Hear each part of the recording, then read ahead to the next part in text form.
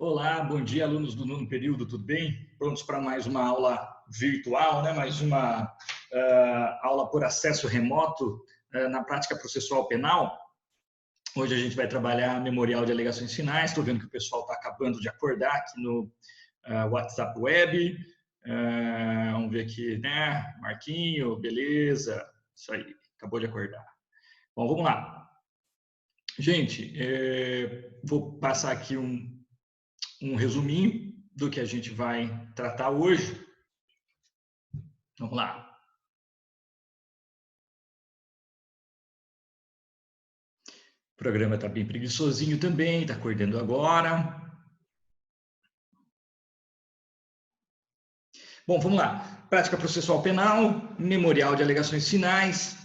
Memorial de alegações finais tem lugar quando o juiz determinar que as alegações finais, que devem ser produzidas oralmente ao final da audiência de instrução, debates e julgamento, sejam apresentadas por escrito em razão da complexidade da causa, do número de réus ou em virtude de audiência ter sido interrompida para o cumprimento de diligências requeridas pelas partes. Então, nós sabemos que pelo rito ordinário, rito sumário, rito sumaríssimo, isso ainda é mais claro, no rito especial do júri e nos outros ritos especiais que acompanham neste tema das alegações finais a regra do Código do Processo Penal, que é a lei paradigma, né?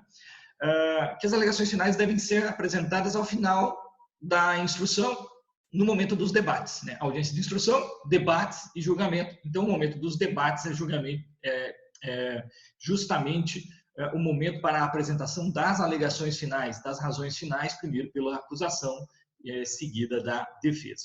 Mas existem algumas circunstâncias que permitem com que o juiz converta os debates orais em memoriais escritos. Nós já trabalhamos isso em processo penal 3, quando estudamos o fluxograma, a morfologia dos procedimentos. Tudo bem? Mas vamos dar uma relembrada, então, né, os fundamentos legais aqui para esta conversão. Se a conversão, nós temos aqui o artigo 403, parágrafo 3º, que trata da conversão dos debates orais em memoriais em virtude da complexidade da causa ou do número excessivo de réus. Imagina, tem 10 réus, tem 20 minutos para cada advogado, para a acusação, para cada réu, e cada advogado para cada cliente, né? Quer dizer, vai ficar dias fazendo só alegações finais. E no artigo 404, parágrafo único do CPP, a conversão no caso de interrupção da audiência para realização de diligências. Nós lembramos que lá no procedimento da audiência é possível que o julgamento seja convertido em diligências em razão de uma necessidade probatória que surgiu durante a instrução na audiência. Então, uma testemunha referenciada, uma prova que não foi, uma prova pericial que não veio para os autos, então é possível que se interrompa, que se suspenda aquela instrução, né? E depois, quando entrar no processo aquela prova, né, vir a precatória, que ouviu a testemunha, chegar o laudo, aí abrem-se vistas as partes, acusação e defesa, para que eles apresentem as alegações, as suas razões finais, por intermédio de memoriais. Tudo bem? Muito bem. Bom, essa previsão de conversão dos debates orais em memoriais, ela é expressa no procedimento ordinário e sumário, mas ela pode ser aplicada analogicamente aos demais ritos. Combinado? Já vimos isso também. Vamos lá, alguns detalhes aqui do memorial de alegações finais.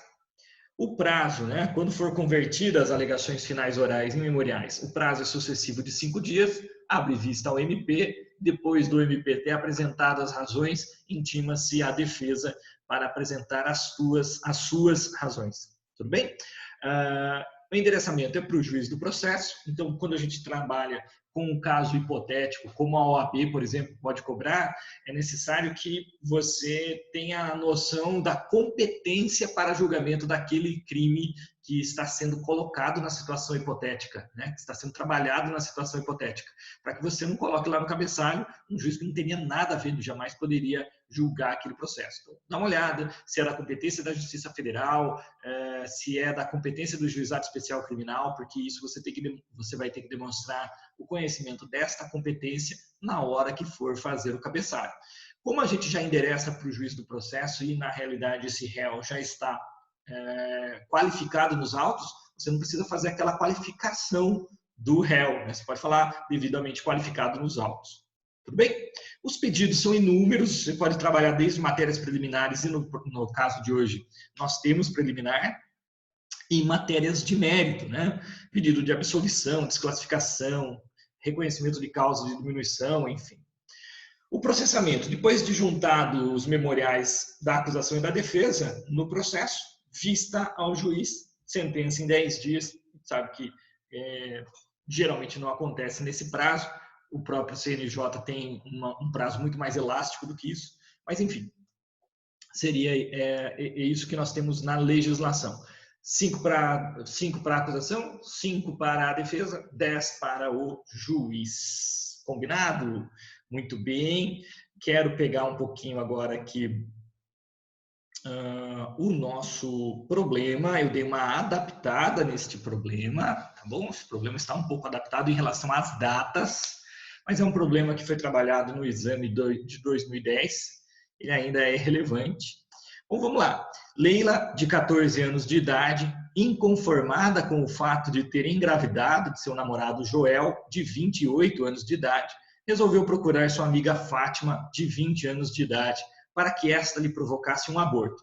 Primeira coisa, está falando muito em idade. Se está falando muito de idade, gente, alguma coisa tem. Alguma coisa tem. Bom, utilizando seus conhecimentos de estudante de enfermagem, Fátima fez com que Leila ingerisse um remédio para a úlcera. Após alguns dias, na véspera da comemoração da entrada do ano de 2015, Leila abortou. Então, foi ali, 31 de dezembro de 2015, aconteceu o aborto se consumou. E disse ao namorado que havia menstruado, alegando que não estivera de fato grávida. Desconfiado, Joel vasculhou as gavetas da namorada e encontrou, além de um envelope com o resultado positivo do exame de gravidez de Leila, então, gravidez houve, o frasco de remédio para a úlcera, provavelmente é um remédio com propriedades abortivas, embrulhado em um papel com um bilhete de Fátima a Leila, no qual ela prescrevia as doses do remédio. Beleza. Munido do resultado e do exame e do bilhete escrito por Fátima, Joel narrou o fato à autoridade policial, razão pela qual Fátima foi indiciada por aborto. Tanto na delegacia quanto em juízo, aqui agora a defesa da Fátima, né, a defesa dela mesma, a autodefesa, Fátima negou a prática do aborto, então negativa de autoria, tendo confirmado que fornecera o remédio a Leila, acreditando que a amiga sofria de úlcera. Então, afasta o dolo para a versão da Fátima, afasta-se o dolo em relação ao resultado abortivo, tudo bem? Leila foi encaminhada para a perícia no Instituto Médico Legal de São Paulo, onde se confirmou a existência de resquícios de saco gestacional, compatível com gravidez, mas sem elementos suficientes para a confirmação de aborto espontâneo ou provocado. Então, houve perícia e a perícia detecta. 1, houve gravidez. Sim, houve gravidez. 2, não dá para saber se o aborto foi espontâneo ou foi intencional. Tudo bem? Então, esse é o resultado da perícia. Leila não foi ouvida, né? A garota de 14 anos, ela não foi ouvida durante o inquérito, porque após o exame mudou-se para Brasília e, apesar dos esforços da autoridade policial, não foi localizada. Em 30 de janeiro de 2020, agora há pouco, Fátima foi denunciada pela prática de aborto, regularmente processada. Vamos imaginar que esse processo andou muito rápido aqui, tudo bem? Só para a gente aproveitar o exemplo. Regularmente processada a ação penal, o juiz, no momento, Fátima foi denunciada pela prática do aborto, regularmente processada a ação penal, o juiz, no momento dos debates orais da audiência de instrução, permitiu, com a anuência das partes, a manifestação por escrito no prazo sucessivo de 5 dias. Vamos imaginar aqui que o juiz considerou a complexidade do caso. A acusação sustentou a comprovação da autoria, tanto pelo depoimento de Joel na fase policial e ratificação em juízo, quanto pela confirmação da rede que teria fornecido o remédio abortivo. É fato que a Fátima admitiu ter fornecido o remédio, mas Fátima não admitiu que teria fornecido para o aborto, né? Sustentou ainda a materialidade do fato por meio do exame de laboratório e da conclusão da perícia pela existência da gravidez. De novo, A perícia confirmou a existência da gravidez. Mas a perícia não conseguiu estabelecer se a interrupção da gestação e a consequente destruição do produto da concepção foi intencional ou foi espontânea. Tudo bem? A defesa teve vista dos autos em 30/3/2020. Então vai abrir vista, já está lá no sistema, mas vista vai ser certificada na segunda-feira para vocês. Tudo bem? Em face dessa situação hipotética, na condição de advogada ou advogado constituída ou constituído por Fátima, redige a peça processual adequada à defesa de sua cliente, alegando toda a matéria de direito processual e material aplicável ao caso, date o documento no último dia do prazo para o protocolo. Tudo bem? Já coloquei algumas coisas lá no grupo. A gente vai trabalhar aqui. Precisamos dar uma olhadinha lá no crime de aborto, que está sendo aqui hipoteticamente atribuído a Fátima. E precisamos trabalhar a questão de uma defesa preliminar relacionada com a prescrição, e é por isso que o problema aqui fala tanto sobre datas. Tudo bem? Vamos já, então, para o grupo, para a gente fazer essa discussão e elaborar essa defesa, essa resposta, esses memoriais de alegações finais. Eu adoro quando eu erro bem no finalzinho do vídeo, mas esse eu não vou apagar, tudo bem? Abraço, até daqui a pouco, gente. Se cuidem